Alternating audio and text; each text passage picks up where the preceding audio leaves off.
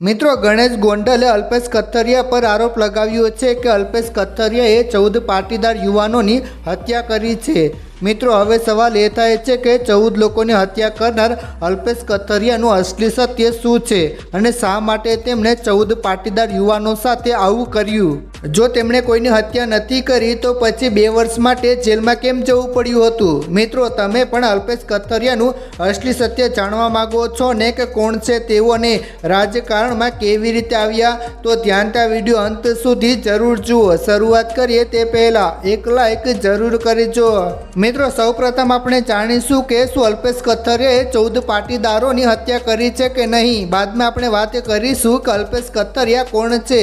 મિત્રો અલ્પેશ કથિરિયાએ 14 પાટીદાર યુવાનોની હત્યા કરી હોવાનો કોઈ સત્તાવાર પુરાવો અથવા સમાચાર ઉપલબ્ધ નથી। તેમનું નામ વર્ષ 2015ના પાટીદાર અનામત આંદોલન દરમિયાન નોંધાયેલા કેસોમાં ઉલ્લેખિત છે, જેમાં કેટલાક કેસો રાજદ્રોહ અને જાહેરનામાના ભંગ જેવા ગુનાઓ સાથે સંબંધિત હતા। વર્ષ 2025માં ગુજરાત સરકારે પાટીદાર આંદોલન દરમિયાન નોંધાયેલા 14 કેસો પરત ખેંચવાનો નિર્ણય કર્યો હતો, જેમાં અલ્પેશ કથિરિયા, હાર્દિક પટેલ અને અન્ય નેતાઓ સામેલ હતા। આ નિર્ણયથી પાટીદાર સમાજના આગેવાનોને રાહત મળી હતી, પરંતુ આ કેસો હત્યાના આરોપો સાથે સંબંધિત નહોતા। કોણ છે અલ્પેશ કથિરિયા? મિત્રો પાટીદાર આંદોલન સમયે હાર્દિક પટેલ સાથે જોવા મળેલા અલ્પેશ કથિરિયા અમરેલી જિલ્લાના ગોરખવાડા ગામના રહેવાસી છે।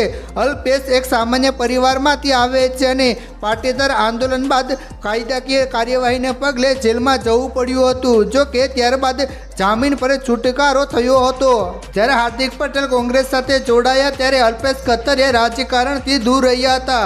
હાર્દિક ફરી પક્ષ બદલીને ભાજપમાં જોડાયો તો પણ અલ્પેશ કથિરિયા રાજકારણથી દૂર રહ્યા હતા। અલબત્ત તેમણે 30મી ઓક્ટોબરે આમ આદમી પાર્ટીનું સભ્યપદ મેળવ્યું હતું। તેમના વ્યક્તિત્વને લીધે આજે સુરતની વરાછા બેઠક પર આમ આદમી પાર્ટીને ભાજપ જેટલું જ તેને સમાંતર કદ બનાવી લીધું છે। પાટીદાર આંદોલનથી લાઇમલાઇટમાં આવનારા અલ્પેશ કથિરિયા વ્યવસાયે વકીલ છે અને આ વખતની વિધાનસભા ચૂંટણીમાં આમ આદમી પાર્ટી આપની ટિકિટ પર ચૂંટણી લડી હતી, જો કે તેને હારનો સામનો કરવો પડ્યો હતો। અલ્પેશ કથિરિયાને પાટીદાર ચહેરા તરીકે ઓળખવામાં આવે છે। પાટીદાર વિસ્તારોમાં પાસ અનામત આંદોલન સમિતિ બાદ અલ્પેશ કથિરિયાની રાજકીય સફર શરૂ થઈ હતી અને 1 વર્ષ પહેલાં અલ્પેશ કથિરિયાએ ભાજપમાં પૂર્વ મહિલા ઓપરેટર કાવ્યા પટેલ સાથે સગાઈ કરી હતી અને બાદમાં લગ્ન પણ કર્યા હતા। જોકે અગાઉ અલ્પેશ કથિરિયાએ ભાજપના નેતા સાથે સગાઈ કરતા લોકોમાં કુતૂહલ પણ સર્જાયું હતું। કાવ્યા પટેલ સાથે અલ્પેશ કથિરિયાએ કામરેજની ફાઉન્ટેન હોટલમાં સગાઈના બંધનમાં બંધાયા હતા। કાવ્યા પટેલ કનકપુર કંછાટ નગરપાલિકામાં ઉપપ્રમુખ પણ રહી ચૂક્યા છે।